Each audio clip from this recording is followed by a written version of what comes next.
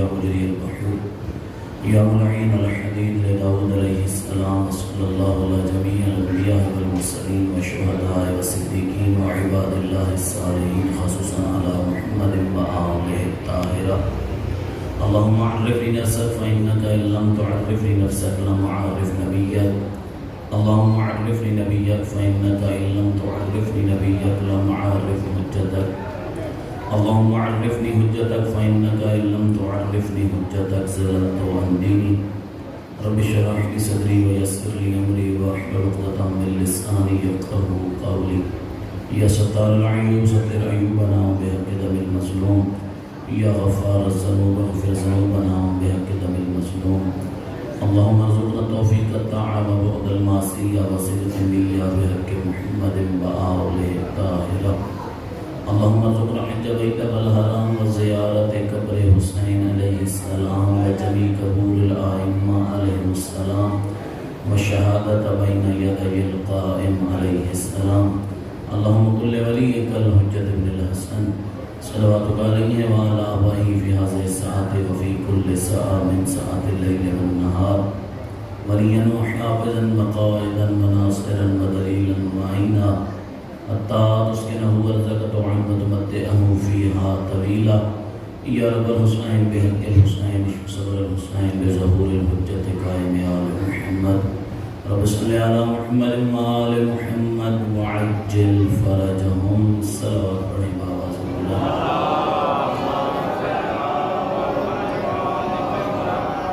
یوسف زہرا منتقم خون کربلا ہادی برحق منجی عالم بشریت امام زمانہ عجل اللہ تعالی فرجہ شریف کے ظہور میں تعجیل کے لیے بلند ترین صلوات.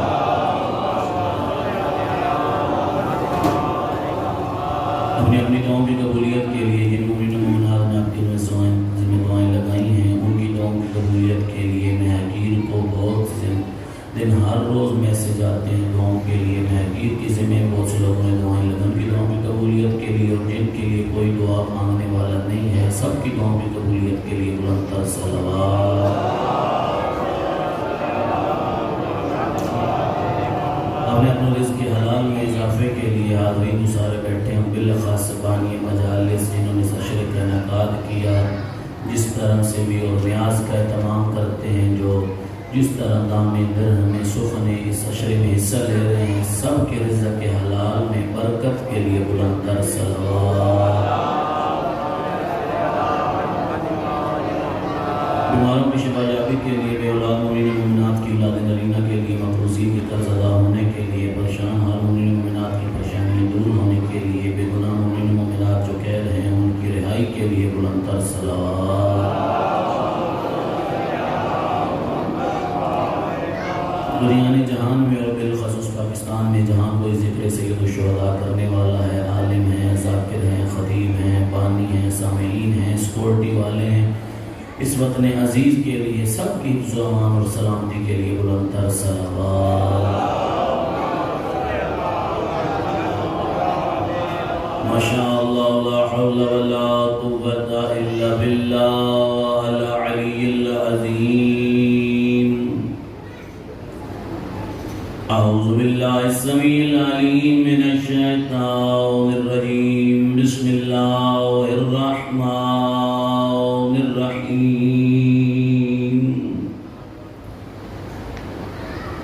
الحمد للہ رب العالمین والعاقبۃ لأہل التقوی والیقین. ثم الصلاة والسلام على عبد المعيد والرسول المسدد على المصطفى الأمجد والمحمود الأحمد حبيب إلهنا العالمين أبي القاسم محمد صلوات.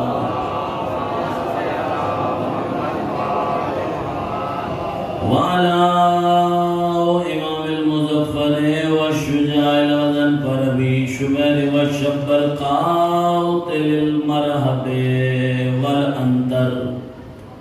سادات کے بابا کے لقب قاتل المرحب والانتر قاسم توبہ وذكر فاوته الأحد والبدر والحنين والخيبر مولانا ومولاي الثقلين الذي ردت له شمس مرتين ومصلي على القبلتين علي بن أبي طالب أمير المؤمنين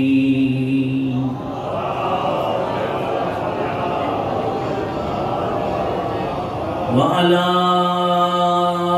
زوجته الطيبة والطاهرة المطهرة وتقية النقية والعالمة غير معلمة رضية المرضية وعن فاطمة الزهراء سيدة النساء العالمين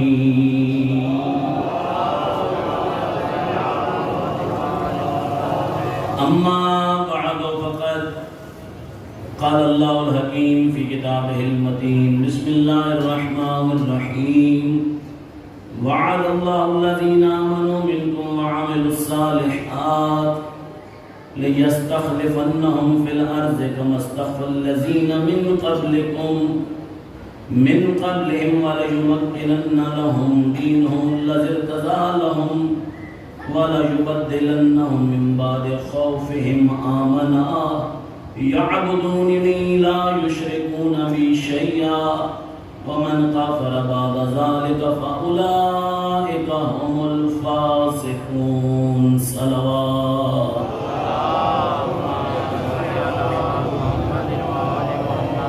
دعا ہے مالک کائنات بحق محمد و اہل بیت محمد اس عزاداری کے حقیقی وارث فرزند زہرا کے ظہور میں تاجیل فرمائے ہم سب کو اپنے آقا اپنے مولا کی زیارت نصیب فرمائے اور ہم سب کو اپنے آقا اپنے مولا کے قدموں میں شہادت نصیب فرمائے حاضرین جو یہاں پر روز آتے ہیں جنہوں نے 4 دن 5 دن شرکت کی جو حاجات لے کر آئے ہیں مالک علیم و بذات صدور ہے دلوں کے بھیدوں سے واقف ہے جناب سیدہ زہرا سلام اللہ علیہ کی عزت و عظمت کا صدقہ سب کی شرعی حوائج مستجاب فرما میں حقیر کے ذمہ جن لوگوں نے دعائیں لگائی ہیں مالک ان کی دعائیں قبول فرما جو مومنین و مومنات پچھلے سال آپ میں تھے اس سال نہیں ہیں مالک ان کے درجات عالی ہیں متعالی فرما جوار سید الشہداء میں بلند مقام عطا فرما بالاخص بانی مجلس کے جتنے بھی مرحومین ہیں ان کو جوار زہرا میں بلند مقام عطا فرما ہمارے ملک پاکستان میں جو حالات بنائے جا رہے ہیں جان بوجھ کر ہمارے ملک کو ایک سازش کی طرف دھکیلا جا رہا ہے مالک جو یہ سازشیں کر رہے ہیں ان کو ہدایت فرما اگر ہدایت کے قابل نہیں ہیں تو ان کو نصف و نابود فرما اور ہمارے وطن عزیز کی خود حفاظت فرما ان دعاؤں کی قبولیت کے لیے بآواز بلند صلوات ختمی مرتبہ سید الرسول خیر البشر جد الحسن والحسین حضرت محمد مصطفیٰ صلی اللہ علیہ وآلہ وسلم مولا فرماتے ہیں کہ جب مالک کائنات نے مجھے معراج کے لیے بلایا جب میں معراج پہ گیا اپنے مالک سے ملاقات کے لیے جب میں چوتھے آسمان پہ پہنچا کتنے چوتھے آسمان پہ پہنچا تو میں نے ایک مخلوق دیکھی جس کے کئی ہزار ہاتھ کئی ہزار ہاتھوں پہ کئی ہزار انگلیاں کئی ہزار انگلیوں پہ کئی ہزار پوٹے اس کے جن کو یہ کہا جاتا ہے یہ اور وہ مخلوق بیٹھ کر کچھ گن رہی ہے حساب کر رہی ہے کچھ مولا فرماتے ہیں میں نے جبرائیل سے کہا رک جا پہلے اس کا مجھے تعارف کروا لینے دے یہ کون ہے مولا خود اس کے پاس گئے مولا رسول خدا نے اس کو سلام کیا اس نے جواب دیا علیک السلام یا رسول اللہ یا حبیب اللہ اے اللہ کا حبیب آپ کے بھی سلام ہو مولا فرماتے ہیں تو ہے کون اپنا تعارف تو کرا تیری شکل عجیب و غریب ہے باقی ایسے ملائکہ کی شکل نہیں ہے تیرے کئی ہزار ہاتھ ہیں کئی ہزار ہاتھوں پہ کئی ہزار انگلیاں ہیں اور ان کے اوپر تو کچھ بیٹھ کے گن رہا ہے شمار کر رہا ہے عرض کرنے لگا مولا میں ایک فرشتہ ہوں مالک نے مجھے اس حالت میں خلق کیا ہے میری ڈیوٹی یہ ہے کہ جب سے کائنات خلق ہوئی ہے جب سے کائنات کو بنایا گیا ہے تب سے لے کر اب تک آج تک جتنے بارش کے قطرات زمین پہ گر چکے ہیں میں ان کو شمار کر رہا ہوں. جتنے بارش کے قطرات زمین پہ گر چکے ہیں میں ان کو شمار کر رہا ہوں. مولا فرماتے ہیں ماشاءاللہ پھر تو تیرا اعداد و شمار بہت زیادہ ہوگا. بتا سکتا ہے کتنے بارش کے قطرات گر چکے ہیں؟ تو فرمانے لگا زہرا کا پاک بابا یہ تو بل چھوٹی سی چیز ہے، میں تو آپ کو یہ بھی بتا سکتا ہوں کتنے قطرے دریا میں گرے ہیں، کتنے پہاڑوں پہ گرے ہیں، کتنے جنگلوں میں گرے ہیں، کتنے صحراؤں پہ گرے ہیں، میں تو یہ بھی بتا سکتا ہوں. مولا فرماتے ہیں پھر تو تیرا اعداد و شمار بہت زیادہ ہے، پھر تو یقیناً ہر چیز تیرے شمار میں آتی ہوگی. کوئی ایسی چیز ہے جس کو تو نہ گر سکتا ہو، کوئی ایسی چیز ہے جس کو تو شمار نہ کر سکتا ہو؟ کہنے لگا ہاں مولا ایک چیز ہے جس کو میں شمار نہیں کر سکتا. کون سی؟ فرمایا آپ کے منصب رسالت کی قسم ہے جب چند مومنین زمین پہ بیٹھ کر آپ پر اور آپ کی آل پر درود پڑھتے ہیں میں اس کا ثواب شمار نہیں کر سکتا.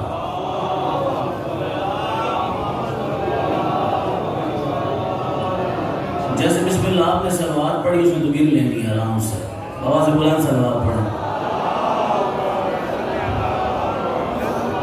وہ جو بارش کی قطرات گن سکتا ہے، وہ خشکی صحرا جنگل پہاڑ جتنے قطرے گرے ہیں ان کو گن سکتا ہے. کہنے لگا کہ جب چند مومنین بیٹھ کے آپ پر اور آپ کی آل پر درود پڑھتے ہیں اس کا ثواب نہیں لکھ سکتا. مجھے مالک کائنات کی آواز آتی ہے ملک لکھ دے مانے کی سرزمین پر امام بردہ حسینیہ میں حاجی صاحب نے صلوات پڑھی تھی، میں جانوں اور اس کا ثواب جانے، میں جانوں اور اس کا ثواب جانے. ہر چیز کا ثواب خدا نے شمار کیا ہے. لوگ بتایا ہے کہ بتا دو روزے کا اتنا ثواب ہے، بتا دو حج کا اتنا ہے، بتا دو زکوٰۃ کا اتنا ہے، بتا دو نماز کا اتنا. واحد محمد والے محمد پر درود کا جو ثواب ہے مالک کائنات نے اپنے ذمہ لیا ہے.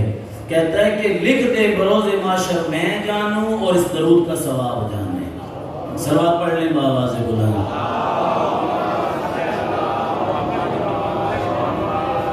آج ایک خاص چھوٹا سا موضوع آپ کے لیے لایا ہوں. آیت تو بڑی لمبی ہے جو میں خود اگر زبانی پڑھتا تو بھول جاتا، شاید کچھ شراب کی غلطی پڑھتے ہوئی ہو گئی ہو کیونکہ میں نے باریک باریک لکھا ہے جلدی جلدی، کیونکہ ابھی کوٹ جانو سے بھی مجلس پڑھ کے آ رہا ہوں، ادھر بھی نکلا ہوا تھا. تو 3 دن جو آپ کے سامنے پڑھا، پہلے دن جناب سیدہ زہرا سلام اللہ علیہ کے حوالے سے، دوسرا دن مولا مشکل کشا کے حوالے سے، تیسرا دن امام حسین نواب کربلا کے حوالے سے. لیکن آج میرا دل چاہتا ہے کہ آج آپ کو اپنے زمانے کے امام کا تعارف کریں. مالک کائنات فرماتا ہے یوم ندعو کل اناس بامامہم، کہ ہر انسان کو اٹھایا جائے گا، ندا دی جائے گی اس کے اپنے امام کے ساتھ. آپ سے سوال کرتا ہوں، ہمارے ممبر پہ آنے والے مجالس پڑھتے ہیں مولا مشکل کشا ہمارے پہلے امام ہیں، مولا حسن دوسرے امام ہیں، مولا حسین تیسرے امام ہیں، بے شک ان کی فضیلت ہے. لیکن بروز معاشر جب ہم نے اس امت محمدی نے یہ جو ہے اس وقت انہوں نے جب معشور ہونا ہے تو امام مہدی اجل اللہ تعالیٰ فرجہ شریف کے نام کے ساتھ اٹھنا ہے. ہم اپنے امام کے بارے میں کتنا جانتے ہیں؟ کچھ پتہ ہے ہمیں اپنے امام کے بارے میں؟ بس 15 شعبان یاد کر لیا جاتا ہے، نیمہ شعبان کو امام کے وہ بھی یاد کم کیا جاتا ہے، بس 2 نوافل جلدی جلدی پڑھے تھے، دام ماریا تھے، نکل گیا. تو کیا کیا آج تھوڑا سا امام کے بارے میں آپ کے سامنے سورہ نور آیت نمبر 55 خدا متعال فرماتا ہے وعد اللہ الذین آمنوا منکم وعاملوا الصالحات. مالک کائنات نے اللہ نے وعدہ کیا ہے کس سے؟ ایمان والوں سے جو صاحب ایمان ہیں اور ان سے جو نیک عمل کرتے ہیں. مالک کائنات نے وعدہ کیا ہے صاحبان ایمان سے اور نیک عمل کرنے والوں سے. کون کون سے وعدے؟ لِيَسْتَخْلِفَنَّهُمْ فِي الْأَرْضِ كَمَا اسْتَخْلَفَ الَّذِينَ مِنْ قَبْلِهِمْ. مالک کائنات فرماتا ہے کہ میں اے صاحب ایمان اور اے نیک عمل کرنے والوں، میں روئے زمین پر اپنا خلیفہ بناؤں گا جس طرح پہلے خلیفے بنا کے بھیجے تھے. میں روئے زمین پر اپنا خلیفہ بنا کے بھیجوں گا جس طرح پہلے خلیفہ۔ اب اس آیت پہ ایک چھوٹی سی بات ذہن میں آ رہی ہے، خلیفہ بنانا خدا کا کام ہے، بندوں کا کام نہیں ہے۔ خلیفہ بنانا خدا کا کام ہے، بندوں کا کام نہیں ہے۔ اب آ جائیں لوگ شورا اٹھ بنا کے بیٹھ جائیں اور فیصلہ کرنے بیٹھ جائیں صحیفے والے کہ ہم خلیفہ مقرر کر رہے ہیں، یہ بندوں کا خلیفہ تو ہو سکتا ہے لیکن خدا کا خلیفہ نہیں ہو سکتا۔ پھر آگے فرمایا وَلَا يُمَكِّنَنَّ لَهُمْ دِينَهُمُ الَّذِي ارْتَضَىٰ لَهُمْ۔ اور مالک کائنات فرماتا ہے کہ اپنا خلیفہ جب بنا کے لوگوں کے درمیان بھیجوں گا، اس وقت کیا ہوگا؟ جب وہ خلیفہ میرا آئے گا، جب وہ میرا خلیفہ آئے گا، جو دین لے کر آئے گا، وہ دین تمام ادیان پہ، تمام دنیا پہ غالب آ جائے گا۔ دین کیا ہوگا؟ تمام دنیا پہ غالب ہوگا۔ اور کیا فرمایا مالک کائنات فرماتا ہے الذی ارتضیٰ لہم، کون سا دین؟ وہ دین جو میرے لیے پسندیدہ ہے، وہ دین جو میرے لیے پسندیدہ ہے، جس دین کو میں نے لوگوں تک پہنچایا ہے، جس دین کو میں نے پسند کیا ہے۔ اب یہاں پہ چھوٹی سی بات کرتا جاؤں کہ خدا کا پسندیدہ دین کون سا ہے؟ بتا دوں خدا کا پسندیدہ دین 10 ہجری 8 ذی الحج 18 ذی الحج غدیر خم کے میدان پہ جب ولایت علی کا اعلان ہوا، جب مالک نے فرمایا کہ اے نبی بلغ ما انزل علیک من ربک وَإِن لَّمْ تَفْعَلْ فَمَا بَلَّغْتَ رِسَالَتَهُ، پہنچا دے جو تجھ پہ نازل ہوا، اگر تو نے نہ پہنچایا تو نے رسالت کا رتی برابر بھی کام انجام نہیں دیا۔ پھر جب رسول خدا نے من کنت مولا فہذا علی مولا کا اعلان کر دیا، اعلان کرنے کے بعد ایک آیت نازل ہوئی الیوم اکملت لکم دینکم واتممت علیکم نعمتی ورضیت لکم الاسلام۔ آج کے دن میں نے اپنا دین مکمل کر دیا، اپنی نعمتیں تمام کر دی اور تمہارے لیے دین اسلام کو پسند کر دیا، اور تمہارے لیے دین اسلام کو پسند کر لیا۔ اب یہاں پہ مجھے کہنا پڑتا ہے کہ دین وہی ہے جس میں ولایت علی ہو، جس میں ولایت علی ہو۔ دین تب تک مکمل نہیں تھا جب تک ولایت کا اعلان نہیں ہوا تھا۔ جب جس وقت ولایت کا اعلان ہوا تب مالک نے فرمایا الیوم اکملت لکم دینکم واتممت علیکم نعمتی، آج کے دن میں نے دین بھی مکمل کر دیا اور اپنی نعمتوں کا بھی تمام کر دی۔ یعنی کہ علی کی ولایت ایسی نعمت ہے جب وہ آتی ہے تو تب دین مکمل ہوتا ہے، تب دین مکمل ہوتا ہے۔ سلوات پڑھ لیں بابا سے بولیں۔ پھر آگے مالک کا نام فرماتا ہے وَلَا يُبَدِّلَنَّهُم مِّن بَعْدِ خَوْفِهِمْ آمَنًا، اور جس وقت وہ دین غالب آ جائے گا نا، جس وقت دین غالب آ جائے گا، اس وقت اس کے بعد لوگوں کے درمیان خوف ختم ہو جائے گا، خوف ختم ہو جائے گا، بد امنی ختم ہو جائے گی، یہ جہالت کے اندھیرے ختم ہو جائیں گے، ظلم و بربریت ختم ہو جائے گی۔ کیا ہوگا؟ ہر طرف امن ہی امن ہوگا۔ یعبدوننی، اور یہاں پہ پھر خدا نے فرمایا فقط دین کیا امن نہیں ہوگا بلکہ یعبدوننی، سارے کے سارے میری عبادت کریں گے، سب کے سب میری عبادت کریں گے، کسی غیر اللہ کے سامنے سر نہیں جھکائیں گے، فقط میرے سامنے لا یشرکون بی شیئا، اور کسی قسم کا شرک اس دنیا میں نہیں رہے گا، یہ دنیا شرک سے پاک ہو جائے گی۔ ومن کفر بعد ذالک، اور اگر اس کے بعد بھی کوئی انکار کرے گا، کوئی کفر کرے گا، فاولئک هم الفاسقون، یہ سارے کے سارے کیا ہوں گے؟ فاسق اور فاجر ہوں گے، ان کا دین اسلام سے کوئی تعلق نہیں ہوگا۔ اب اس آیت پہ اب غور کریں، مالک کائنات نے 4 وعدے فرمائے ہیں، 3-4 وعدے فرمائے ہیں اپنے بندوں سے۔ پہلا وعدہ مالک کائنات نے کیا فرمایا کہ میں خلیفہ بھیجوں گا۔ خلیفہ بھیجنے کا وعدہ مالک کائنات نے فرمایا اس زمین پر۔ اس خلیفے کے آنے سے دوسرا کیا وعدہ کیا؟ اس خلیفے کے آنے سے دین تمام ادیان پہ غالب آ جائے گا، دین تمام ادیان پہ غالب آ جائے گا۔ اور تیسرا وعدہ کیا فرمایا؟ تیسرا وعدہ فرمایا کہ اس دین کو میں نے آپ کے لیے پسند کیا، اور اس دین کے آنے کے بعد لوگوں میں ہر قسم کا جو ہے خوف ختم ہو جائے گا، ہر قسم کا شر ختم ہو جائے گا، فقط امن کی نگری ہوگی، عدالت کی نگری ہوگی۔ اور آخر میں مالک کائنات فرماتا ہے کہ اس وقت صرف اور صرف میری عبادت کرنے والے ہوں گے، اور کسی غیر اللہ کی کو اپنا شریک، میرا شریک نہیں بنائیں گے۔ اب اس آیت کے حوالے سے چند چیزیں آپ کو بتانا چاہتا ہوں۔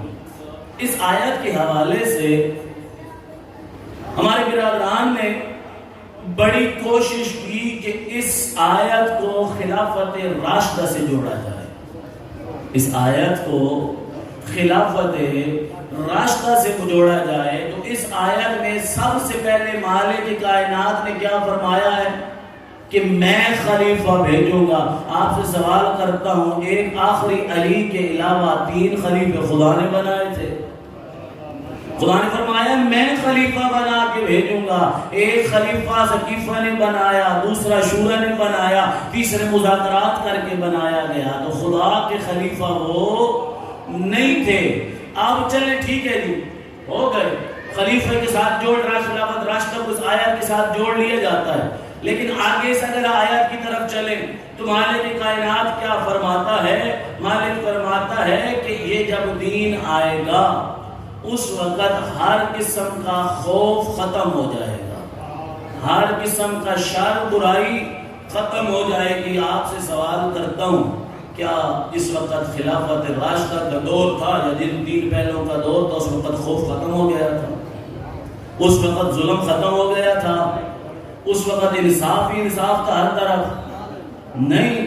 صحابی رسول کو پہلے دور میں کس نے قتل کیا؟ مالک نے جی کس کو قتل کیا؟ اور اسی طرح آگے چلیں، حضرت ابو ذر غفاری کو در بدر کس نے کیا؟ مدینہ سے کس نے نکالا؟ حضرت جابر بن عبداللہ کی پسلیاں کس نے توڑی؟ کیا امن تھا؟ کیا امن ختم ہو گیا؟ کیا خوف ختم ہو گیا تھا؟ شر ختم تھا؟ نہیں، امن نہیں تھا۔ پھر کیا آگے کیا فرمایا؟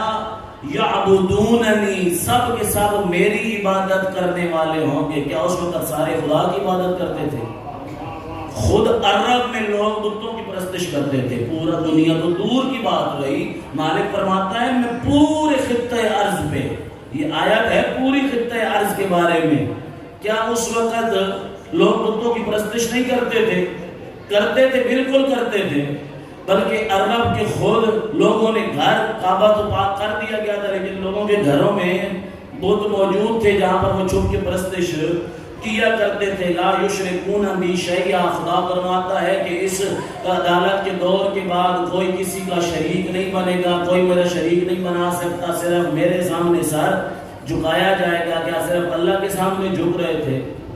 نہیں۔ تو اب آپ سے سوال کرتا ہوں، یہ کون سی حکومت ہے جس کے بارے میں مالک کائنات نے یہ آیت فرمائی ہے؟ یہ کون سا خلیفہ ہے جس کے بارے میں سورہ نور آیت نمبر 55 میں مالک کائنات فرما رہا ہے؟ پتہ ہونا چاہیے نا۔ تو پوچھا گیا رسول خدا سے کہ یا رسول اللہ، یہ جو آیت قرآن نازل ہوئی ہے کہ اس طرح عدالت قائم ہوگی، خدا کی پرستش ہوگی، غیر خدا کا کسی کو شریک نہیں ٹھہرایا جائے گا، امن ہی امن ہوگا، خوف ختم ہو جائے گا، اس وقت مولا نے فرمایا وہ حکومت میرے بار میں مہدی کی ہوگی۔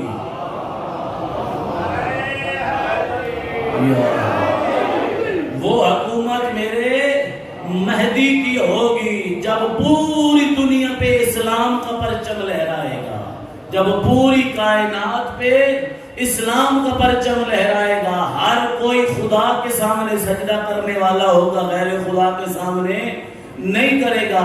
اور حضرت مہدی علیہ السلام کے بارے میں روایات ملتی ہیں کہ آپ دیکھیں نا، فرق پڑا ہے۔ دیکھیں ہمارے کتنے امام ہیں؟ 12۔ رسول نے حدیث فرمائی، رسول نے کیا حدیث فرمائی تھی کہ میرے بعد میرے 12 جانشین ہوں گے۔ فرمائی تھی یا نہیں فرمائی تھی؟ یقیناً فرمائی تھی۔ شیعہ سنی تمام کتابوں میں درج ہے کہ رسول نے فرمایا تھا کہ میرے بعد میرے 12 جانشین تا قیامت ہوں گے۔ فقط شیعہ اثنا عشریہ خیر البریہ ہیں جو 12 کے نام جانتے ہیں، باقی ابھی تک کوئی مکتب اسلام والے 12 مکمل ہی نہیں کر سکے۔ کسی کے پاس 12 مکمل ہیں؟ چھٹا انہوں نے لے کر آئے، یزید کو لے کر آئے، پھر کچھ کو عقل آئی کہ نہیں یہ تو بڑا فاسق تھا، بڑا فاجر تھا، اس کو تو امام نہیں بنا سکتے، چھوڑو کینسل کرو۔ پھر کسی اور کو عقل آئی کہ جس نے جس کے باپ نے اس کو بٹھایا تھا وہ بھی عادل نہیں تھا، اس پہ بھی کیا کرو، ختم کرو۔ اب صرف خلافت راشدہ ہے، اس کے علاوہ نہیں ہے۔ فقط 12 جو ہیں شیعہ اثنا عشریہ خیر البریہ مذہب فقہ جعفریہ میں ہیں۔ جب رسول خدا نے خود یہ نام لیے تھے، نام لے کر فرمایا تھا کہ میرے بعد میرے 12 جانشین ہوں گے، تو ایک صحابی نے پوچھا کہ کون سے آپ کے جانشین ہوں گے؟ اس وقت مولا مشکل کشا مسجد میں داخل ہو رہے تھے۔ مولا نے اشارہ کر کے کہا ہوا علی ابن ابی طالب، میرے بعد میرا جانشین علی ہوگا، ثم الحسن ثم الحسین ثم علی ابن الحسین ثم محمد الباقر ثم جعفر الصادق ثم قاسم محمد بن قاسم ثم علی الرضا ثم محمد تقی الجواد ثم علی العادی ثم العسکری العسکری، آخر میں فرمایا ثم المہدی، میرے 12 کے 12 یہ جانشین ہوں گے۔ نام لے کے بتائے، یہ نہیں کہا جیسے نعرہ لگنا چاہیے تھا ویسے نعرہ نہیں آیا۔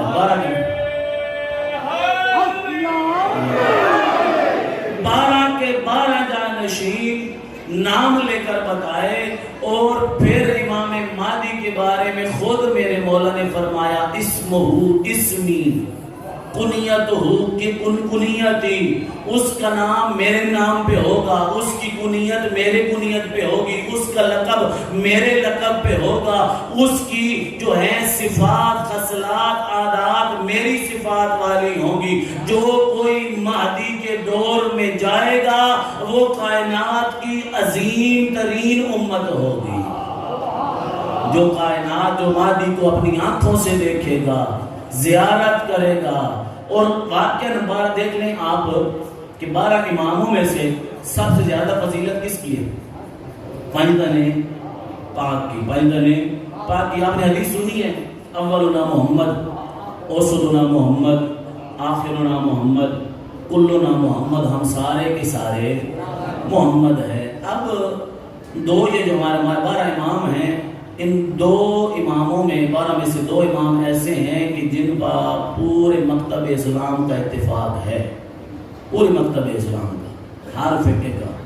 ایک مولا علی، فرق یہی ہے ترتیب کا، آپ پہلا مانتے ہیں وہ چوتھا مانتے ہیں، ہم پہلا مانتے ہیں اور وہ چوتھا مانتے ہیں۔ اور دوسرا سرکار امام مہدی، ہر مکتب کہتا ہے کہ مہدی آئے گا، مہدی دنیا کو عدل و انصاف سے پر کرے گا۔ لیکن فرق کیا ہے؟ فرق کیا بتایا گیا؟ فرق یہ ہے کہ ہم کہتے ہیں کہ مولا آ چکے ہیں، اب مولا کا ظہور ہونا ہے، وہ کہتے ہیں نہیں ابھی مولا کی ولادت ہونی ہے۔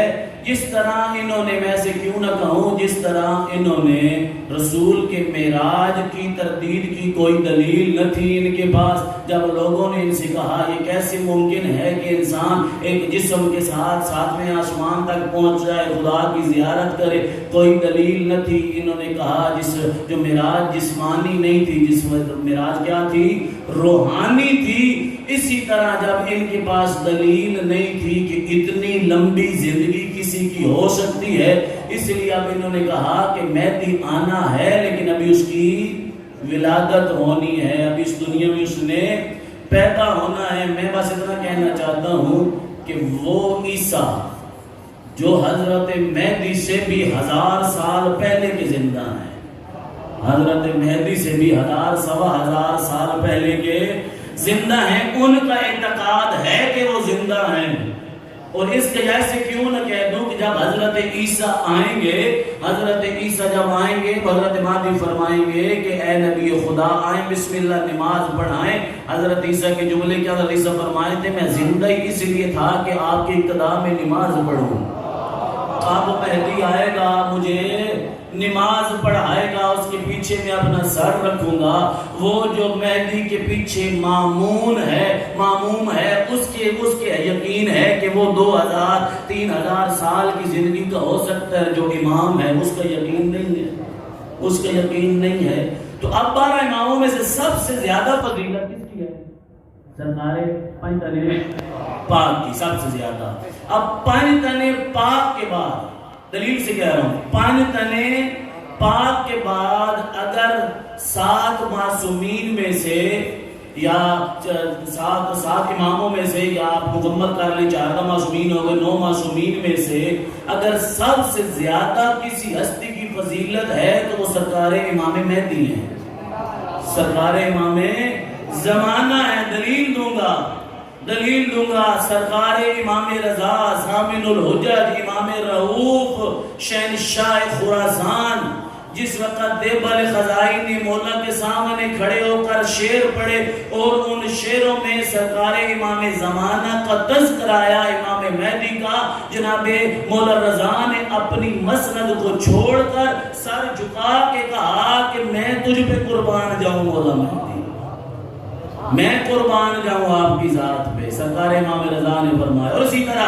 امام صادق کو دیکھیں، امام صادق سے پوچھا گیا، مولا نے فرمایا کہ ہمارا مہدی آئے گا جو دنیا کو عدل و انصاف سے اس طرح پر کرے گا جیسے دنیا پہلے ظلم و جور سے پر ہو چکی ہوگی۔ تو ایک صحابی نے کہا کیا مولا مہدی آ چکے ہیں؟ فرمایا نہیں، مہدی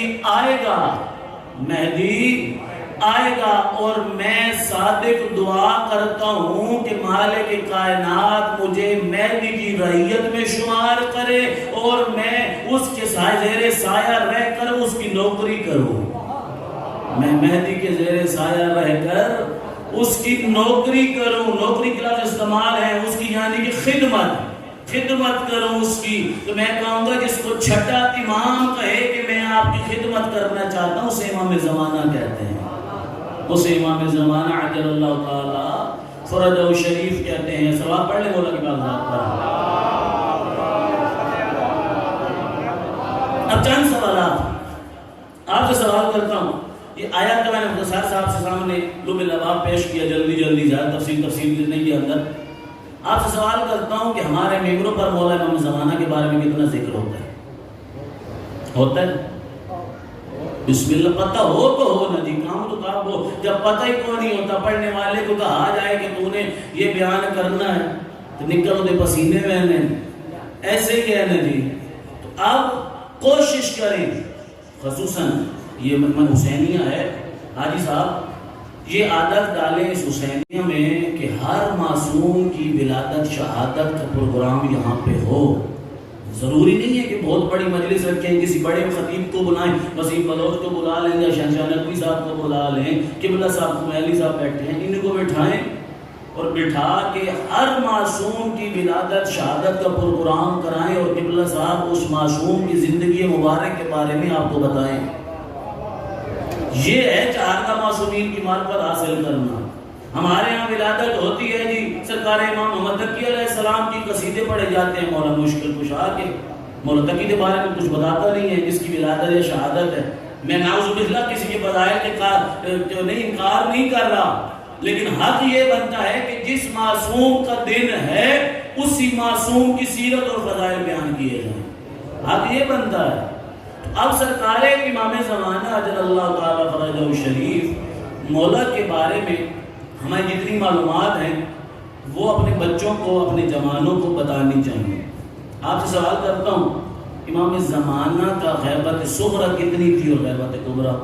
بزرگان جو بیٹھے ہیں ان کو تو پتہ ہونا ہے، لیکن نوجوانوں کو یقیناً کو نہیں پتہ ہونا، بہت کم پتہ ہونا۔ بسم اللہ ہے نہیں پتہ تھا مولا کی غیبت صبح کتنے سال گزرے تھے؟ سبق پڑھ لیتا آواز میں کل یہ انشاءاللہ آگے ہی بیٹھے گی. کل میں نے مجلس پوری پڑھنی ہے کہ مولوی صاحب نے مجھ سے سوال پوچھ لیے پیچھے نہ بیٹھے کہیں. تو کل دوسرے مولانا شمشیر قاضی صاحب ہوں گے, کل انشاءاللہ میں بھی نہیں ہونا. تو اب 255 ہجری میں مولا کی ولادت با سعادت ہوئی ہے.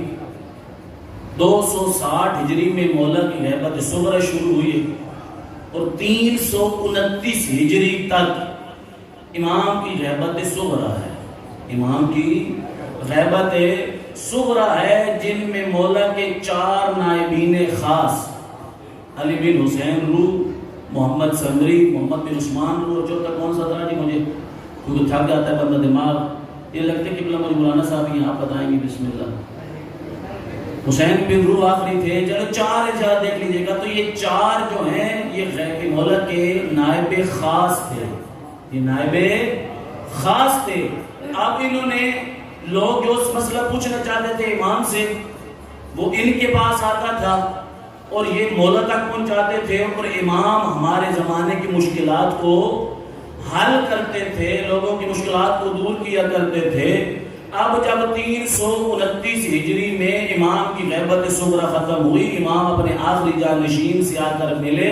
امام نے اپنے آخری جانشین کے ملنے کے بعد فرمایا کہ اب اپنے بعد تیرے کچھ دن رہ گئے ہیں, تو اس دنیا سے چلا جائے گا, اپنے بعد کوئی میرا جانشین مقرر نہ کرنا مخصوص. پھر مولا نے چند صفات بیان کی. مولا نے فرمایا کہ جو میرے بابا امام حسن عسکری نے صفات بیان کی تھی وہی صفات میرے مولا نے بیان کی. من کان من الفقهاء صائنا لنفسه قائما لدینه مخالفا علی هواه مطیعا لامر مولاه فللامام ان یقلده.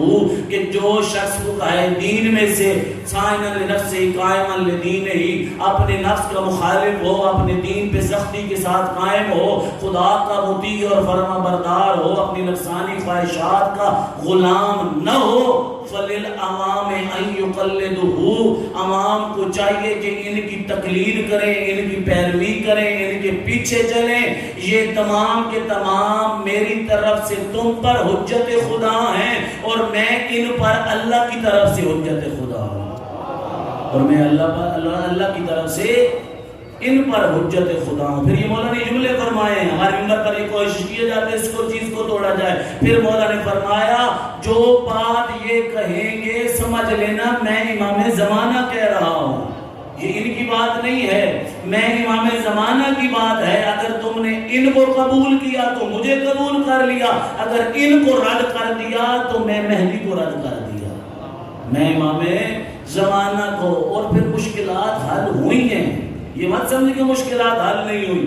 کون کہتا ہے؟ آپ دیکھیں امام کی غیبت کبریٰ میں ایک چیز جو سب سے زیادہ پھیلائی گئی ہے, آنے والا ممبر پہ آنے والا ہر بندہ, میں نے رات میں امام زمانہ خواب جائیں, میں نے امام خواب جائیں. مولا فرماتے ہیں کہ جو میری غیبت کبریٰ میں میرے ملنے کا اقرار کرے گا کہ میں اس سے آ کے ملا ہوں, وہ زمانے کا کاذب ترین انسان ہے, جھوٹا ترین انسان ہے. ہم ایسے نہیں ملتے, جن سے ملتے ہیں وہ دنیا والوں کو نہیں بتاتے.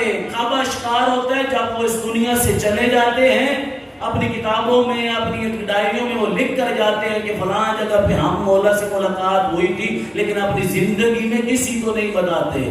مشکلات حل ہوتی ہیں اور واقعاً وَبِيَدِهِ يُمْنَى روزِ الْوَرَىٰ امام کی فضیلت کا جملہ ہے کہ پوری کائنات کو رزق جو مل رہا ہے وہ سرکار امام زمانہ کے صدقے میں مل رہا ہے, سرکار امام زمانہ کے صدقے میں مل رہا ہے.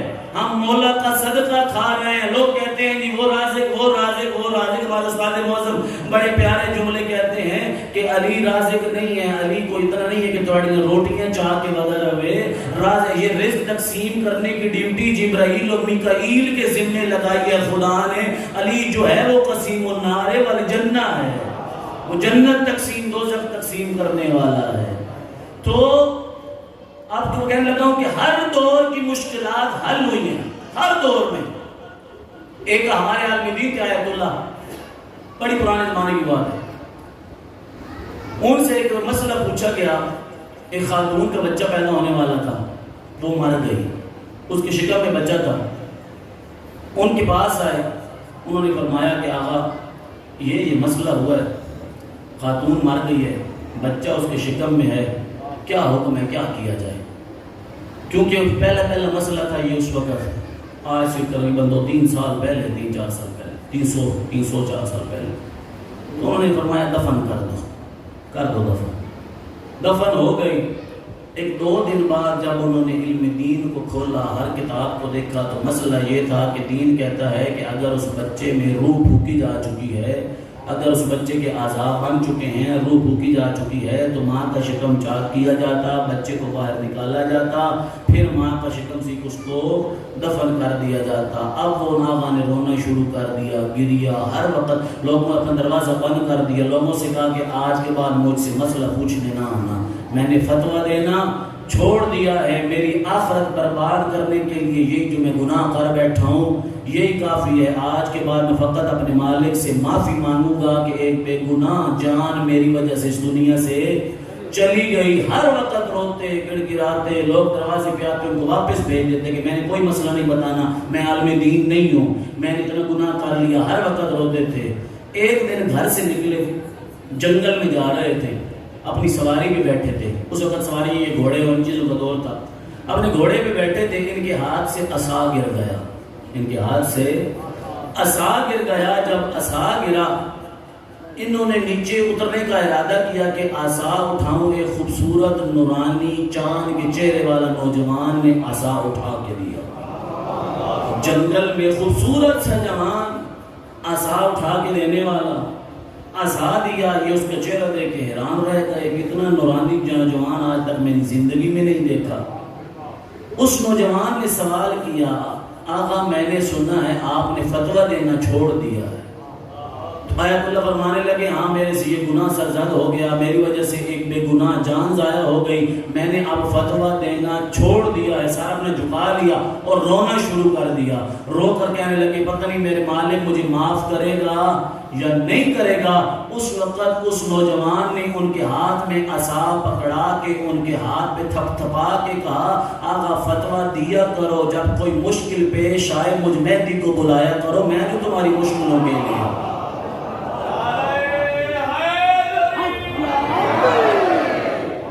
میں جو موجود ہوں، مجھے کیوں نہیں پکارتے، میں جو تمہاری مشکلات کی حل کے لیے ہوں، مجھے بلایا کرو۔ اور واقعہ امام مدد کرتے ہیں، بس 2 جملے زیادہ لمبا نہ کروں، آخری مجلس ہے تو زیادہ تھکاؤں نہیں آپ کو۔ آپ کوشش کیا کریں کہ اپنے امام کو راضی کریں، اپنے امام کو راضی کریں۔ امام راضی کیسے ہوتے ہیں؟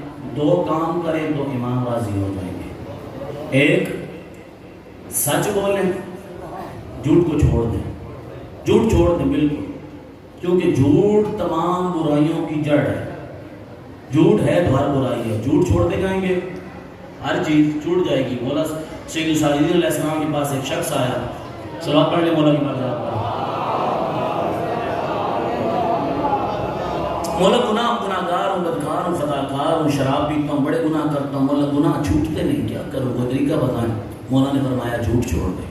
مولا میں دوسرے جھوٹ کرنا بولتا ہی نہیں ہوں، میں دوسرے گناہ کرتا ہوں۔ مولا نے فرمایا تجھے جھوٹ، بس جھوٹ نہ بولا کر، جھوٹ چھوڑ دے، ٹھیک ہے۔ گھر چلا گیا، اگلے دن غیبت کرنے کا ارادہ کیا ایک بندے کی پوچھ کے پیچھے، فوراً ذہن میں آیا غیبت کرنے لگا ہوں، امام کی بارگاہ میں گیا، امام کو تو پتہ ہے کہ غیبت کی ہے، امام نے اگر پوچھا کہ غیبت کی تھی تو جھوٹ بولنا پڑے گا کہ مولا میں نے نہیں کی، لہذا مولا سے وعدہ کر کے آیا ہوں جھوٹ نہیں بولوں گا، تو غیبت ہی نہیں کرتا، غیبت ہی نہیں کرتا، اچھا چھڈو غیبت نو نہیں کرتا۔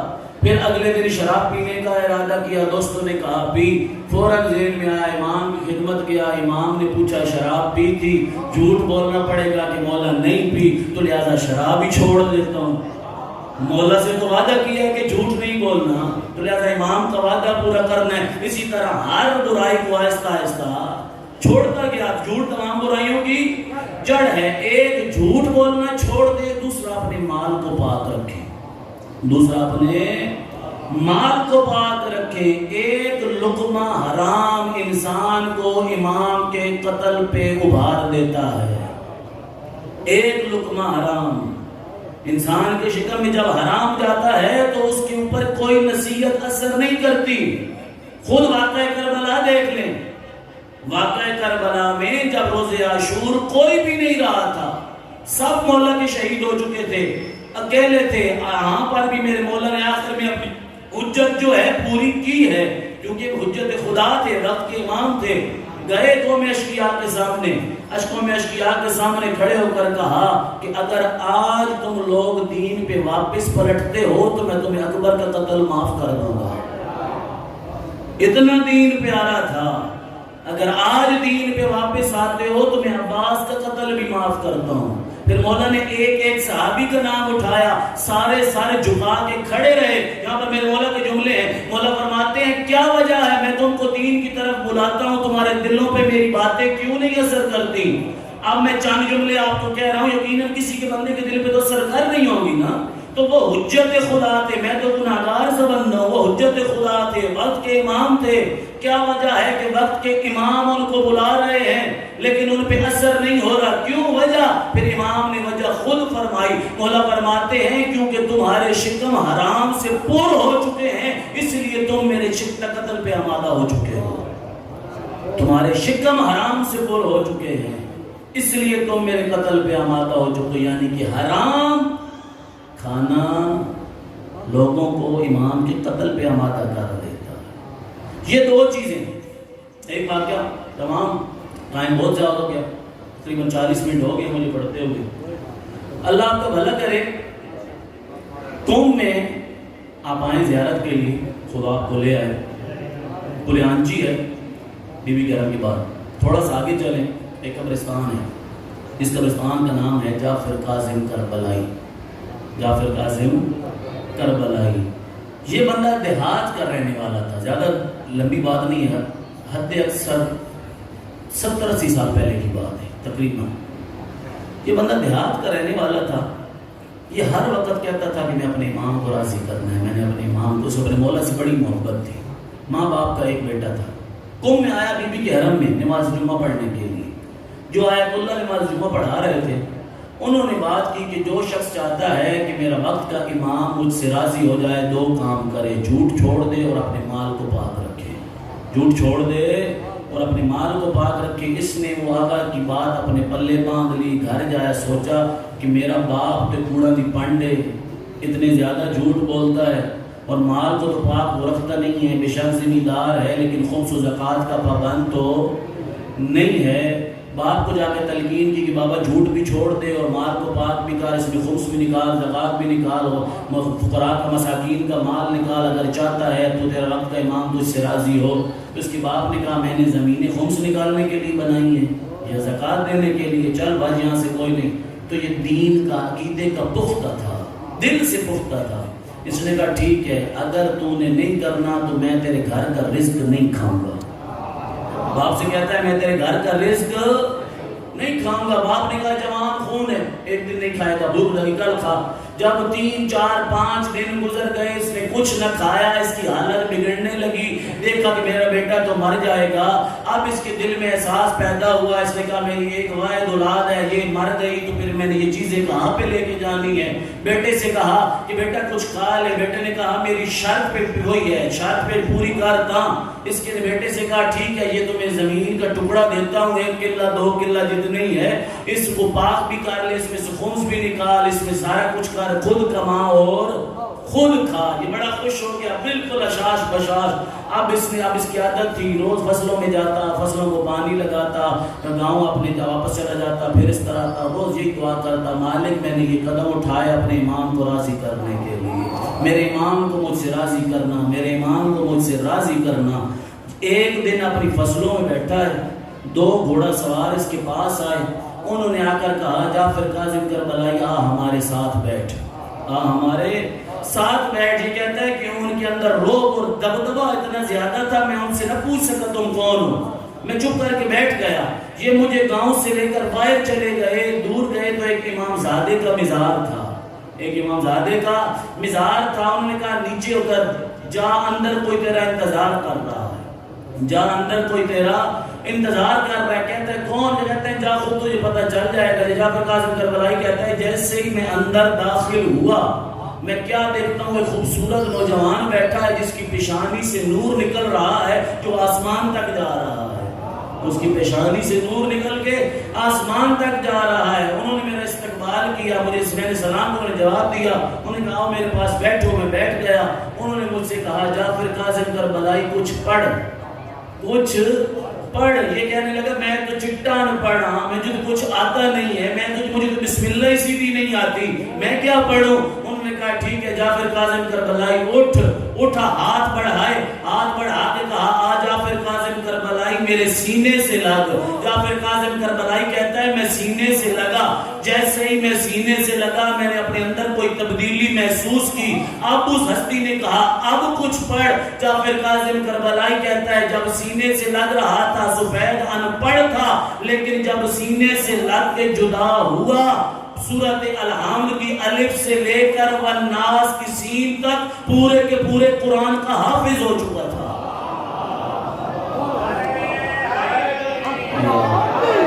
پورے کے پورے قرآن کا حافظ ہو چکا تھا. کہتا ہے میں نے اپنے اندر اب میں نے پڑھنا شروع کر دیا. میں نے سورہ رحمان بھی پڑھی، سورہ یاسین بھی پڑھی، جو مجھے آپ نے سنانا شروع کر دیا. کہتا ہے میں رو پڑا، میں ان کے قدموں میں گر گیا. میں نے کہا اپنا تعارف تو کرائیں، آپ ہیں کون ہستی ہے جس نے اتنا بڑا میرے اندر انقلاب لایا ہے، آپ ہیں کون؟ اس وقت ہستی نے دوبارہ اٹھا کے جعفر قاسم پیشانی میں بوسہ دے کے کہا کہ جعفر ہمیشہ دعا کرتا تھا میرا وقت کا امام مجھ سے راضی ہو. میں تجھے بشارت دینا آیا ہوں، میں تیرا وقت کا امام ہوں اور تجھ سے راضی ہوں. میں تیرا وقت کا امام ہوں اور تجھ سے راضی ہوں. تو یہ دیکھیں اس طرح کیا ہے، آپ کر رہے ہیں اس طرح امام کو راضی کس طرح کیا جائے. آخری جملہ ذکر مسائل. آغا دانش مند تہرانی ایران کے بڑے اچھے عالم دین ہیں، وہ پڑھ رہے تھے. وہ فرما رہے تھے کہ میں ایک دن مجلس پڑھ کے گھر آیا. گھر بیٹھا تھا ایک خود نوجوان میرے پاس آیا، رو رہا تھا، گریہ کر رہا تھا، اتنا کانپ رہا تھا کہ ابھی مر جائے گا، اس کی جان ابھی نکل جائے گی. میں نے اس سے کہا خیر ہے، کیا ہوا ہے، تیری حالت کس نے بنائی ہے؟ کہتا ہے آغا 2 رات پہلے میں نے ایک خواب دیکھا ہے، اس خواب نے میری یہ حالت بنا دی ہے. اس خواب نے میری یہ حالت بنا دی ہے. میں نے کہا کیا خواب دیکھا؟ کہتا ہے میں گھر میں تھا، میرے گھر کی بیل بجی، اندر میرے گھر میں سکرین پیڈ لگا ہوا تھا، صفحہ تھا. میں نے اس اوپر سے جب انٹرکام اٹھایا تو دیکھا کہ میرے گھر کے باہر ایک بڑا خوبصورت جوان کھڑا ہے. میرے گھر کے باہر ایک بڑا خوبصورت جوان کھڑا ہے. اس نے میرا نام لے کر کہا کہ یہ فلاں کا گھر ہے. میں نے کہا جی میرا گھر ہے. آپ کون؟ تو اس نے اپنا تعارف کر کے کہا کہ میں تمہارا زمانے کا امام مہدی ہوں، مجھے اجازت ہے میں تیرے گھر میں آؤں، مجھے وقت کے امام ہیں. یہ نہیں وہ کرتے کہ بغیر اجازت کسی کے گھر میں داخل ہو جائیں گے. امام حسین تو وہ امام تھے جب زمین کربلا خرید کے اس پہ اپنا خون بہایا ہے. نہیں چاہتے تھے کہ کسی کی زمین پہ میرا خون بہے. مجھے اجازت ہے میں تیرے گھر میں آؤں. اس کی فوراً ذہن میں گیا کہ میرے گھر میں وہ چیزیں موجود ہیں جو جس پہ میرے امام راضی نہیں ہیں. کیبل بھی میرے گھر میں ہے، غنا کا سامان بھی میرے گھر میں ہے، لاغلاب کا سامان بھی میرے گھر میں ہے، گانے بجانے والی چیزیں آلات بھی میرے گھر میں ہیں. میں نے کہا مولا فقط مجھے 2 منٹ کی اجازت دیں، ابھی میں آپ کو بلاتا ہوں. یہ کہتے ہیں میں جلدی بھاگا. میں نے جو چیز اکٹھی کر سکتی تھی کی، میں نے فوراً جا کے سٹور میں پھینکی. اب میں دروازے کی طرف لپکا کہ مولا کو گھر میں لے کر آؤں. جیسے ہی میں نے دروازہ کھولا مولا دروازے پہ نہ تھے. مولا دروازے پہ نہ تھے. جملہ سنیے گا. یہ کہتا ہے کہ جیسے ہی میں باہر نکلا میں نے دیکھا مولا گلی کا موڑ کاٹ رہے تھے. مولا گھوم رہے تھے. جیسے مولا کو میں نے گھومتے دیکھا میں بھاگ کے گیا. میں نے کہا بے ابی انت و امی ابن رسول اللہ، اور میرے والدین آپ پہ قربان ہو جائیں. مولا آئیں، بسم اللہ میرا گھر حاضر ہے، آئیں گھر میں تشریف لے کر آئیں. یہ شخص کہتا ہے کہ جس وجہ سے میری یہ حالت بن چکی ہے، میرے امام نے مجھے مڑ کر دیکھا، میرے مولا کی آنکھوں میں آنسو تھے، رو رہے تھے میرے امام. میرے امام نے رو کر کہا میں اس گلی کے ہر دروازے پہ گیا ہوں، میں نے دروازہ بجا کے کہا ہے کہ مجھے اجازت ہے میں تمہارے گھر کے اندر آؤں. کسی نے مجھے اندر آنے کی اجازت نہیں دی. کیا تمہارے گھر اس قابل نہیں ہے کہ میں مہدی تمہارے گھروں میں آ کے بیٹھوں؟ کیا تمہارا کردار اس قابل نہیں ہے کہ تم تو اپنے ساتھ بٹھا لو؟ کیا اس قابل نہیں ہو؟ میں کہوں گا او مولا قربان جاؤں آپ پہ، ہمارے گھر بھی حاضر ہے، ہمارا لباس بھی حاضر ہے، مولا ہمیں معاف کر دے۔ مولا آج 21 محرم ہے، آپ کے جد کی بارگاہ ہے، وعدہ کر کے کہتے ہیں مولا آپ کے لیے آمادہ ہوں گے، آپ کے آنے کے لیے ہم تیاریاں کریں گے۔ کوشش کرو، اپنے آپ کو بناؤ، اپنے آپ کو تیار کرو، اپنے آپ کو امام کی نصرت کے لیے تیار کرو، اپنے آپ کو امام کی مدد کرنے کے لیے تیار کرو۔ جب کوئی مومن گناہ کرتا ہے نا، مولا خون کے آنسو روتے ہیں، خون کے آنسو رو کر کہتے ہیں تو نے ایک گناہ کیا، تیرے اس ایک گناہ کی وجہ سے میرا ظہور کتنے سال پیچھے چلا گیا۔ میں تو انتظار میں بیٹھا ہوں، مجھے کب اجازت ملتی ہے میں دنیا میں جاؤں، میں اپنے جد کے قاتلوں کا جا کے بدلہ۔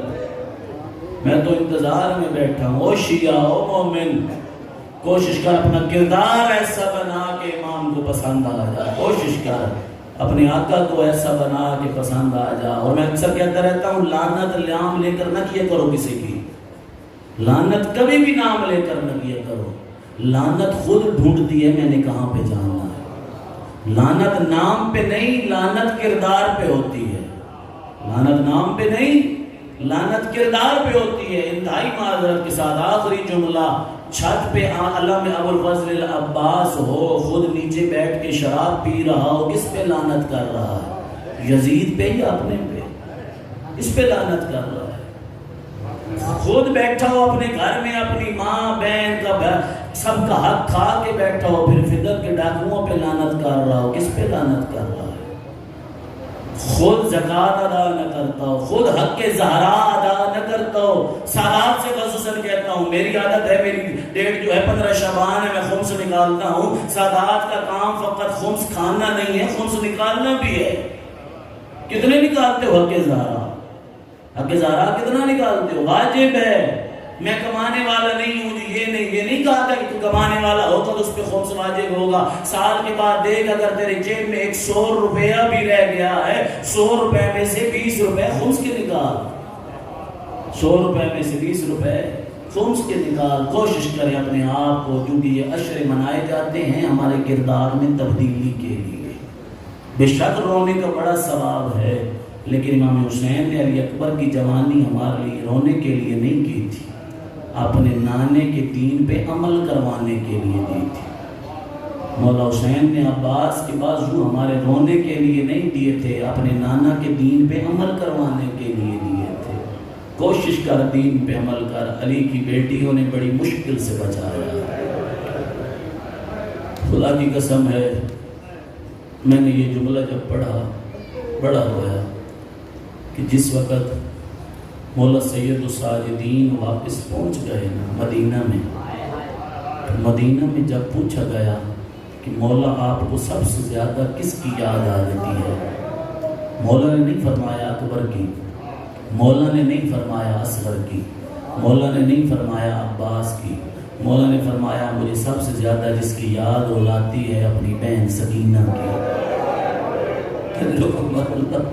مجھے اپنی بہن سکینہ کی یاد رلاتی ہے، ہائے وہ شام میں تنہا سو گئی، میں اس کو چھوڑ کے آ گیا۔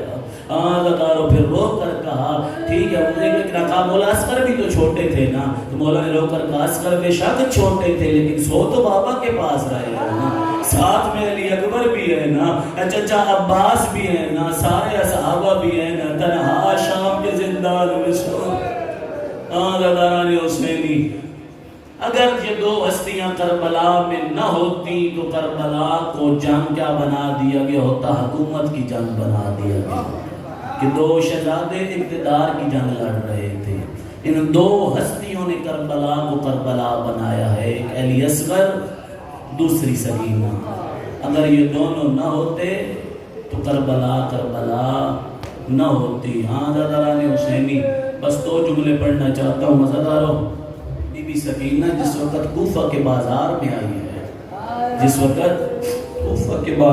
آئی ہے، روایت بتاتی ہے بی بی نے پھوپھی کا دامن پکڑا، دامن پکڑ کے کہا اماں میں نے سنا تھا تو اس کوفہ کے شہر میں شہزادی بن کے آئی تھی، میں نے سنا تھا یہاں کی مستورات نے تجھ سے قرآن پڑھا تھا، دین سیکھا تھا، اماں مجھے پیاس بڑی لگی ہے، کوئی ایک گھونٹ پانی کا تو پلا دے۔ عزادارو یہ بی بی کی آواز سنی ہے ایک خاتون جو چھت پہ تھی، اس خاتون کا نام تاریخ میں ام حبیبہ لکھا ہے۔ ام حبیبہ نے سنا، اپنی بیٹی چھوٹی سے کہا جا گھر جا پانی کا جام اٹھا، وہ جو بازار میں چھوٹی قیدی کھڑی ہے نا اس کو جا کے پانی بھی پلا، میری دعائیں بھی کروا۔ عزادارو اس کی بیٹی پانی کا جام اٹھا کے جب آئی ہے کہنے لگی یہ پانی بھی پی اور میری ماں کی دعا بھی کر۔ جب دعا کا نام آیا بی بی زینب نے رو کر کہا او سکینہ، حسین جیسے لجپال کی بیٹی ہے، پہلے دعا کر پانی بعد میں پینا، پہلے دعا کر۔ کیا دعا ہے تیری؟ اس نے کہا پہلی دعا میری یہ ہے دعا کر جیسے تو قید ہوئی ہے ایسے کسی کی بچی قید نہ ہو۔ عزادارو میری حقزادی نے اپنے ننھے ننھے ہاتھ بلند کیے، رو کر کہا او میرے اللہ جیسے میں حسین کی بیٹی قید ہوئی ہوں ایسے کسی کی بیٹی قید نہ ہو۔ اجرکم اللہ سیدہ، اور کیا دعا ہے تیری؟ کہنے لگی اور میری دعا یہ ہے، میری اماں کہتی ہے دعا کر مدینہ میں میری مرشد زادی رہتی ہے، مجھے مدینہ جانا نصیب ہو، میں اپنی مرشد زادی کی زیارت کروں۔ عزادارو مرشد زادی کا نام آنا تھا، بی بی نے کہا جا اپنی اماں کو بازار میں لے کر آ۔ عزادارو ام حبیبہ آئی، ام حبیبہ سے کہا ام حبیبہ تیری دوسری دعا کیا تھی؟ کہنے لگی مدینہ میں میری مرشد زادی رہتی ہے، اس کی زیارت مجھے نصیب ہو۔ بی بی نے کہا مدینہ کے کس محلے میں؟ کہنے لگی محلہ بنی ہاشم۔ بنی ہاشم کا نام آیا، کہتی ہے محلہ بنی ہاشم جانتی ہے تو؟ بی بی نے کہا میں بنی ہاشم محلہ جانتی ہوں۔ جب کہا نا بنی ہاشم کو جانتی ہوں تو کہتی ہے تیری بی بی کے بابا کا کیا نام ہے؟ اس نے کہا میرے بابا بی بی کے بابا کا نام حضرت علی ابن ابی طالب ہے۔ تیرے بی بی کے بھائی کا نام کیا ہے؟ ایک بھائی حسن مجتبی ہے، دوسرا سید الشہداء حضرت امام حسین ہے، تیسرے مولا عباس ہیں۔ بی بی نے رو کر کہا اچھا مجھے اتنا بتا تیری بی بی کا کیا نام ہے؟ عزادارو جب کہا نا تیری بی بی کا نام کیا ہے کہ کہتی ہے تو قیدی نہ ہوتی تیرے پہ ظلم کرتی، یا کر کہاں یہ لعینوں کا بازار، کہاں میری آقا زادی کا نام؟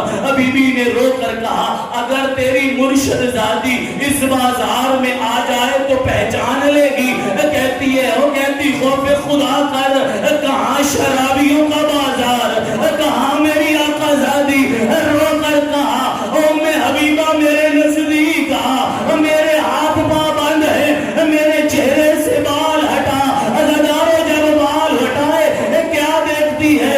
وہی آقا زادی زینب سامنے کھڑی تھی۔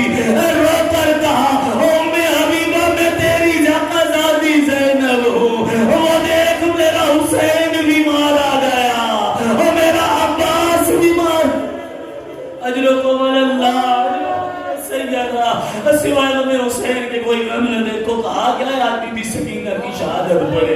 عزاداران حسینی شام کے زندان میں، عزادارو میں نہیں کہتا کتنی قید تھی، میں نہیں کہتا کتنی قید تھی، کوئی کہتا ہے 7 دن، کوئی کہتا ہے 15 دن، کوئی کہتا ہے 1 مہینہ، کوئی کہتا ہے 1 سال۔ میں کہتا ہوں جتنی قید ہو، علی کی بیٹیاں اور قید، زہرا کی لاڈلیاں اور شام کے زندان، عزادارو ہر وقت روتی تھی، گڑ گڑاتی تھی، ہر وقت بابا بابا کر کے روتی تھی۔ عزادارو ایک رات ایسی آئی بی بی نے اتنا گریہ کیا، اتنا گریہ کیا، یہ یزید لعین پریشان ہوا۔ اس نے کہا کون ہے رونے والی؟ کہتی ہے یہ حسین کی بیٹی ہے جو اپنے بابا کو یاد کرتی ہے۔ اس نے کہا جا اس کے جا کو چپ کراؤ، میرے آرام میں خلل نہ ڈالے۔ عزادارو دوسرا دن آیا، دوسری رات آئی، دوسری رات یہ دروگہ وہاں پہ بیٹھا تھا جس صندوق میں میرے مولا حسین کا سر تھا۔ یکدم صندوق کھلا، میرے مولا کے سر نے پرواز کی، پرواز کر کے زندان میں آیا، وہاں پہ آیا جہاں پر بیٹی سکینہ رو رہی تھی۔ میرے مولا کے سر نے آ کر وہاں پہ آیا جہاں پر بی بی زینب تھی، رو کر کہا یا اختی زینب، یا اختی زینب، وہ میری پیاری بہن زینب جاگ، میری سکینہ کو چپ کرا، میری سکینہ رو رہی ہے۔ عزیزانو یہ رو کر ڈر گیا، یہ ڈر کے کہنے لگا نہیں معلوم مولا حسین کا سر کہاں پہ گیا۔ تھوڑی دیر نہ گزری تھی مولا کا سر واپس آیا، سر واپس آیا، مولا کی آنکھوں میں جلال تھا، یہ ڈر گیا۔ اس نے یزید کو جا کے بتایا نہیں معلوم آج حسین کی آنکھوں میں جلال ہے، کیا وجہ ہے؟ یہ لعین وہاں پہ آیا جہاں پر مولا کا سر تھا۔ میرے مولا کے سامنے جب آیا یزید لعین، میرے مولا کے لب متحرک ہوئے، چند الفاظ لکھے نکلے جو تاریخ میں لکھے ہیں۔ میرے مولا نے رو کر کہا یا یزید فرق اللہ بین روحک و جسدک کما فرقتنی بین اہالی و عیالی۔ او یزید خدا تیری روح کو تیرے جسم سے ایسے جدا کرے جیسے میں غریب کے بچوں کو مجھ سے جدا کیا ہے، اور جیسے میری اولاد کو مجھ سے جدا کیا ہے۔ پورے شام کی بچیاں ماؤں کی گودیوں میں سو رہی ہے، میری سکینہ شام کے زندان میں پتھروں کا تکیہ بنا۔ اجر کو اللہ، اجر کو میرا سیدہ۔ عزیزانو یہ نہیں ڈر گیا، اس نے کہا جا سر لے کر جا۔ عزیزانو بس نہیں پڑھتا، سر کیسے آیا؟ مولا ایک جملہ پڑھنا چاہتا ہوں۔ مولا سجاد کو بلایا گیا، سر دیا گیا۔ عزیزانو واقعہ کربلا 10 محرم کے بعد پہلی دفعہ سجاد کے ہاتھوں پہ اپنی بابا کا سر رکھا۔ میرا دل کہتا ہے میرے مولا بڑے روئے ہوں گے، رو کے کہا ہوگا بابا تیرے اکبر کے بڑے ارمان، بابا تیرے عباس کے بڑے ارمان۔ عزیزانو آپ میرے مولا آئے جناب سکینہ کے پاس، اٹھ سکینہ بہن اٹھ، دیکھ بابا تجھ کو ملنے کے لیے آیا ہے۔ عزیزانو حسینی میری آقا زادی نے اپنے بابا کا سر لیا، سر لینے کے بعد میری آقا زادی نے اپنے بابا کے سر سے مٹی اور خون کو صاف کیا۔ صاف کرنے کے بعد میری آقا زادی نے چند باتیں کی، رو کر کہا بابا ملک شام کی ساری بچیاں ٹھنڈے مشروبات پی رہی ہیں، میں ساقی کوثر کی نواسی بڑی پیاسی ہوں۔ پھر رو کر کہا بابا ملک شام کی ساری بچیاں ماؤں کی گودیوں میں سو رہی ہے، میں زندان میں پتھروں کا تکیہ بنا کے سو رہی ہوں۔ پھر رو کر کہا بابا تو کربلا میں سو گیا تھا نا، بابا میں کربلا سے کوفہ، کوفہ سے لے کر شام، کبھی مجھے شمر تماچے مارتا تھا، کبھی زجر ابن قیس مارتا تھا، بابا مجھے کوئی بچانے والا نہ تھا۔ اجرکم اللہ، اجرکم من السیدہ۔ عزیزانو جب بی بی نے یہ چاند بین کیے، عزیزانو روایت بتاتی ہے پورے زندان میں کوہرام بپا ہو گیا، ہر بی بی نے رونا شروع کیا۔ تھوڑی دیر نہ گزری تھی بی بی سکینہ کی آواز بند ہو گئی۔ جب بی بی سکینہ کی آواز بند ہوئی، بی بی زینب نے جناب کلثوم سے کہا کلثوم بہن دیکھ سکینہ خاموش کیوں ہو گئی؟ جناب کلثوم آگے بڑھی، ہاتھ پکڑا، انا للہ و انا الیہ راجعون، رو کر کہا زینب بہن سکینہ اپنے بابا کے پاس چلی گئی، اور سکینہ ہمیں چھوڑ کے چلی گئی۔ اجرکم اللہ۔ عزیزانو بس آخری جملے، عزیزانو آخری جملے، عزیزانو نہیں پڑھتا کیسے غسل ہوا، کیسے کفن پہنایا گیا، کیسے سکینہ کا جنازہ دفن کیا گیا۔ عزیزانو بی بی سکینہ کو دفن کرنے کے بعد امام سجاد مدینہ واپس چلے گئے۔ جب مدینہ واپس گئے بی بی کی قبر میں پانی آیا۔ عزیزانو شام کے رہنے والا ایک سید تھا، اس کی 3 بیٹیاں تھی۔ بی بی سکینہ بڑی بیٹی کے خواب میں آئی، رو کر کہتی ہے میں ذات کی سید زادی ہوں، میں مسافر ہوں، میں پردیسی ہوں، میری قبر میں پانی آ گیا ہے، اپنے بابا سے کہے میری قبر کسی اور جگہ منتقل کرے۔ عزیزانو اس کی بیٹی نے رحم سمجھا، دوسری رات دوسری بیٹی کے خواب میں آئی، کل تیری بہن کو بھی بتایا تھا میں ذات کی سید زادی ہوں، مسافر ہوں، پردیسی ہوں، میری قبر میں پانی آ گیا ہے، اپنے بابا سے کہے کسی اور جگہ منتقل کرے۔ عزیزانو جب تیسری کے خواب میں آئی یہ تینوں بہنیں مل کر بابا کے پاس گئیں، کہنے لگی 3 راتیں ہیں، ایک چھوٹی سی بچی ہمارے خواب میں آتی ہے جو کہتی ہے میں ذات کی سید زادی ہوں، مسافر ہوں، پردیسی ہوں، میری قبر میں پانی آ گیا ہے، قبر کسی اور جگہ۔ عزادارو اس کے بابا نے مزدوروں کو بلایا، عزادارو قبر کو کھودنا شروع کیا۔ جب تعویذ قبر پہ پہنچے اس نے مزدوروں سے کہا تم پیچھے ہٹ جاؤ، میری بیٹیاں باہر نکالیں گی، یہ سید زادی ہے۔ عزادارو اس کے مزدور پیچھے چلے گئے، پردہ کر لیا، اس کی بیٹیاں قبر میں اتری، تھوڑی دیر نہ گزری تھی منہ پہ ماتم کرتی ہوئی باہر آئی۔ باپ نے پوچھا خیر تو ہے، ماتم کیوں کرتی ہو؟ رو کر کہنے لگی یہ تو کہتی تھی میں ذات کی سید زادی ہوں، اتنا تو کہتی تھی میں پردیسی ہوں، اتنا تو کہتی تھی میں مسافر ہوں، یہ نہیں کہتی تھی میں قیدی ہوں۔ اب بابا اس کے ہاتھوں میں رسن ہے اور اس کے چہرے پہ تماچوں کا نشان ہے اور اس کے کانوں سے آج بھی خون جاری ہے، ایسے لگتا ہے اس کو چھڑانے والا کوئی نہیں۔ اجرکم اللہ، اجرکم من السیدہ۔ آخری جملہ آپ کی محبت کو دیکھ کے نہیں معلوم پھر زندگی نصیب ہو یا نہ ہو۔ عزادارو جب یہ کاروان کربلا میں پہنچا، 3 دن کربلا میں رکا رہا، جب کسی بی بی نے قبر حسین کو نہ چھوڑا، آخر میں مولا گئے بی بی رباب کے پاس، رو کر کہا اماں میں امام تجھے حکم دیتا ہوں بابا کی قبر کو چھوڑ دے، چل وطن واپس چلے، مدینہ چلے۔ بی بی نے رو کر کہا سجاد کون سا وطن، کون سا مدینہ، میرا اصغر تو کربلا میں سو